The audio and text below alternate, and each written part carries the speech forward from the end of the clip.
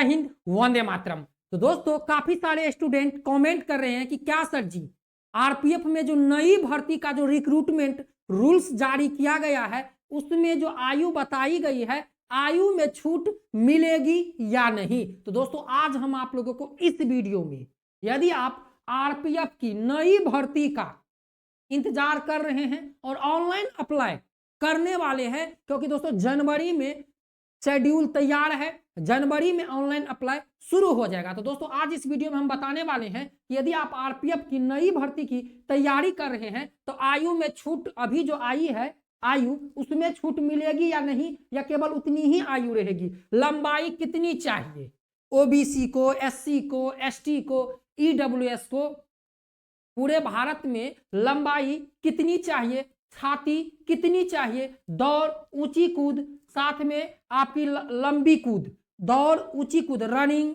लंबी कूद, ऊंची कूद कितनी चाहिए, इस वीडियो में हम आप लोगों को आज बताने वाले हैं। जो अभी रिक्रूटमेंट रूल्स जो जारी किया गया है रेलवे के तरफ से, समझ गए, उन्होंने ये जारी किया है तो उसमें ये सारा इंफॉर्मेशन अपने रिक्रूटमेंट रूल्स में दे दिया है। तो दोस्तों सबसे पहले एक चीज बता दे कि भाई आरपीएफ में पहले एग्जाम होगा, एग्जाम आरआरबी करवाएगी, इसके बाद आरपीएफ फिजिकल करवाएगी, डॉक्यूमेंट करवाएगी, मेडिकल करवाएगी। इस सारा काम, ये जो लंबाई, छाती, दौड़, ऊंची कूद, लंबी कूद, ये सारा काम आरपीएफ करवाएगी। तो पहले एग्जाम होगा फिर फिजिकल होगा। जो बच्चे एग्जाम क्वालिफाई करेंगे उनको फिजिकल के लिए बुलाए जाएंगे। तो चलिए चलते हैं और देते हैं आप लोगों को एक एक चीज की संपूर्ण जानकारी, ताकि आगे चल के आपकी परेशानी ना हो। तो दोस्तों चैनल पे नए हैं तो सब्सक्राइब जरूर कर लीजिएगा। तो चलिए दोस्तों यहां पर सबसे पहले आप लोग एक चीज देख लीजिए। सबसे पहले यहां पर देख लीजिए योग्यता। योग्यता की बात करें तो दोस्तों आरपीएफ में सब इंस्पेक्टर की भर्ती और कांस्टेबल की भर्ती, ये दो भर्तियां अभी आई है, जिसमें एसआई में 250 पोस्ट है और कांस्टेबल में अभी 2000 पोस्ट है। लेकिन दोस्तों यहां पर देखिए हमने जो आप लोगों को बताया है 12,000। दोस्तों बता दे कि ये जो आप लोगों को पोस्ट है ये बढ़कर 12,000 होने वाली है।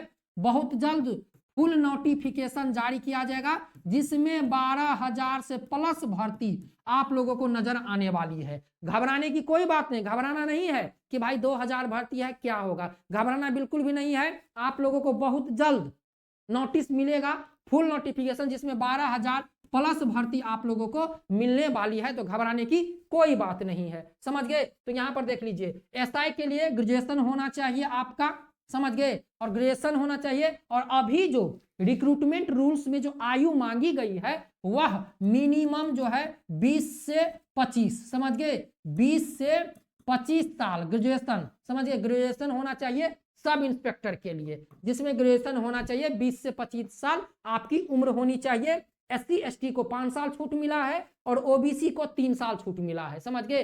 तो एससी एसटी वाले 20 से 30 साल तक भर सकते हैं और ओबीसी वाले 20 से 28 साल तक भर सकते हैं, समझ गए। इसके बाद आते हैं यहां पर कांस्टेबल।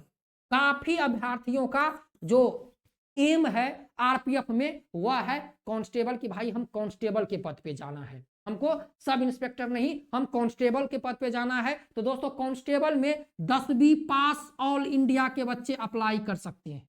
10वीं पास ऑल इंडिया के बच्चे अप्लाई कर सकते हैं। 10वीं पास 18 से लेकर 25 साल उम्र सीमा दी गई है। अब इसी में अभ्यर्थी चाहते हैं कि भाई हमको 18 से 28 नॉर्मल चाहिए, 18 से 28 नॉर्मल चाहिए या 18 से 27 हमको नॉर्मल चाहिए। 2 या 3 वर्ष का अभ्यर्थियों का कहना है कि भाई इतने लंबे वर्षों के बाद भर्ती आ रही है तो इतना छूट मिलना चाहिए। तो दोस्तों मैं भी सहमत हूं आप लोगों से, यदि आप लोग छूट चाहते हैं आयु में तो कमेंट कीजिए कि भाई आयु में छूट मिलना चाहिए। तो अभी जो आयु में छूट है वह 18 से 25 साल है, समझ गए, और एससी और एसटी को 5 साल।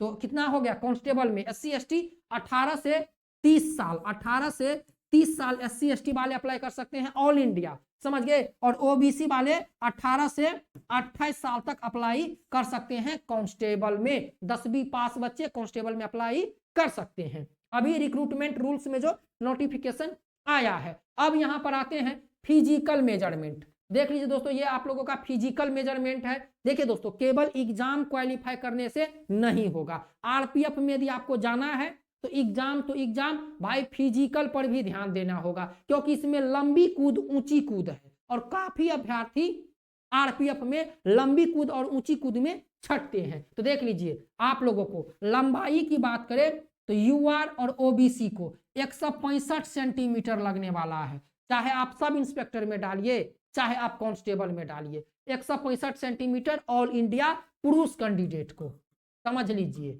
कौन कौन सी कैटेगरी को, तो यूआर को और ओबीसी को 165 सेंटीमीटर, और जो यूआर और ओबीसी महिला कैंडिडेट हैं उनको 157 सेंटीमीटर लंबाई लगने वाली है। 165 और 157। तो देख लीजिए दोस्तों, भर्ती में जो भीड़ बढ़ता है वह लंबाई पर भी निर्भर करता है। बहुत सारे अभ्यर्थी लंबाई देखकर अप्लाई नहीं करते एसएससी जीडी में, कह रहे यार एसएससी जीडी का लंबाई 170 सेंटीमीटर है, मेरा तो 165 सेंटीमीटर, क्या जरूरी है अप्लाई करके। लेकिन यहाँ पर देखिए, यूआर और ओबीसी का 165 सेंटीमीटर पुरुष कैंडिडेट को और महिला कैंडिडेट को 157 सेंटीमीटर। और इसके बाद यूआर और ओबीसी वाले अभ्यर्थी का यदि चेस्ट की बात करें तो 80 सेंटीमीटर नॉर्मल चाहिए और 5 सेंटीमीटर का फुलाव चाहिए, समझ गए। 80 से 85 यूआर और ओबीसी वाले कैंडिडेट का चेस्ट होना चाहिए, 80 से 85। तो भाई आरपीएफ में काफी अभ्यर्थी चेस्ट में भी छटते हैं। यदि आपका चेस्ट कम है, तैयारी कर रहे हैं, तो अपना फिजिकल पर भी ध्यान दीजिए और चेस्ट पे भी ध्यान दीजिए। इसके बाद लंबाई बात करते हैं एससी और एसटी की। तो देख लीजिए दोस्तों, एससी और एसटी का 160 सेंटीमीटर लंबाई रखा गया है। कितना? 160 सेंटीमीटर लंबाई रखा गया है। और फीमेल का 152 सेंटीमीटर, समझ गए दोस्तों। महिला का 152 सेंटीमीटर एससी और एसटी।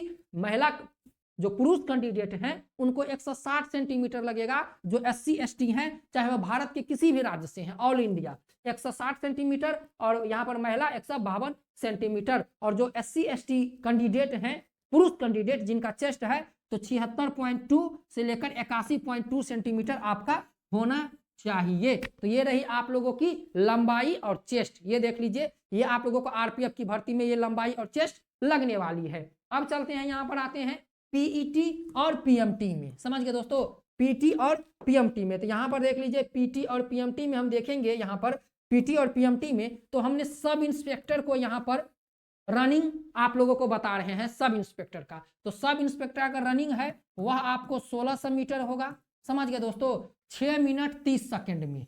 सब इंस्पेक्टर में यदि आप अप्लाई कीजिएगा तो दौड़ना पड़ेगा आपको 6 मिनट 30 सेकेंड में 1600 मीटर, समझ गए। और देखिए लॉन्ग जंप जो आप लोगों को होने वाला है, 12 फीट लॉन्ग जंप होने वाला है। किसमें? तो सब इंस्पेक्टर में। हाई जंप होने वाला है 3 फीट, समझ गए दोस्तों, 3 फीट 9 इंची, याद रखिए, समझ गए। हाई जंप आपको 3 फीट 9 इंची होने वाला है सब इंस्पेक्टर में, और लॉन्ग जंप 12 फीट होने वाला है। बात करें महिला अभ्यर्थी की, तो सब इंस्पेक्टर में महिला अभ्यर्थी को 800 मीटर रनिंग कराया जाएगा 4 मिनट में, समझ गए दोस्तों। 4 मिनट में महिला अभ्यर्थी को 800 मीटर रनिंग करना है 4 मिनट में। 9 फीट आपको लॉन्ग जंप करना पड़ेगा महिला अभ्यर्थी को, और 4 फीट हाई जंप, समझ गए। हाई जंप लॉन्ग जंप भाई करना ही पड़ेगा, और सबसे ज्यादा अभ्यर्थी यहाँ पर छटते हैं हाई जंप और लॉन्ग जंप में। ये रहा सब इंस्पेक्टर का। अब चलिए चलते हैं कांस्टेबल का। तो देख लीजिए दोस्तों, ये रहा आप लोगों का कांस्टेबल का, जो 10वीं पास वाले बच्चे इसमें अप्लाई करेंगे आरपीएफ कांस्टेबल जीडी में, ये जनरल ड्यूटी है, समझ गए। यहाँ पर देख लीजिए कांस्टेबल, आप लोगों का जो रनिंग होगा कांस्टेबल का 1600 मीटर रनिंग होगा 5 मिनट 45 सेकेंड में। देख लीजिए यहाँ पर कांस्टेबल, यदि आप 10वीं पास हैं कांस्टेबल में अप्लाई कीजिएगा तो आपका जो रनिंग होगा वह होगा 1600 मीटर 5 मिनट 45 सेकेंड में, और लॉन्ग जंप जो होगा वह होगा 14 फीट। कांस्टेबल वाले आप लोगों का जो लॉन्ग जंप है वह 14 फीट होगा, और हाई जंप की बात करें तो 4 फीट आपका हाई जंप होगा, 4 फीट, समझ लीजिए 4 फीट आपका हाई जंप होगा। लॉन्ग जंप 14 फीट और हाई जंप 4 फीट होगा। और महिला अभ्यर्थी की बात करें तो महिला अभ्यर्थी को 800 मीटर रनिंग करना पड़ेगा 3 मिनट 45 सेकेंड में, और high jump long jump 9 feet होगा महिला अभ्यर्थी को, और हाई जंप 3 फीट होगा। तो दोस्तों ये रहा जो आज हमने आप लोगों को इस वीडियो में बताया। यदि आप जितने डाटा हमने बताया इसमें यदि आप एलिजिबल हैं तो ही आप आरपीएफ में अप्लाई कीजिएगा। जो नई भर्ती का रिक्रूटमेंट रूल्स जारी किया गया है और नई भर्ती आपको जनवरी में देखने को मिल जाएगी। तो दोस्तों आयु में जो है छूट मिलने का कम चांस है, देखते हैं आगे क्या होता है, लेकिन आयु में छूट जरूर मिलना चाहिए। तो वीडियो कैसा लगा जरूर हमें कमेंट करके बताइए। मिलते हैं किसी और नए वीडियो में, तब तक के लिए जय Hind, Vande Mataram, best of luck.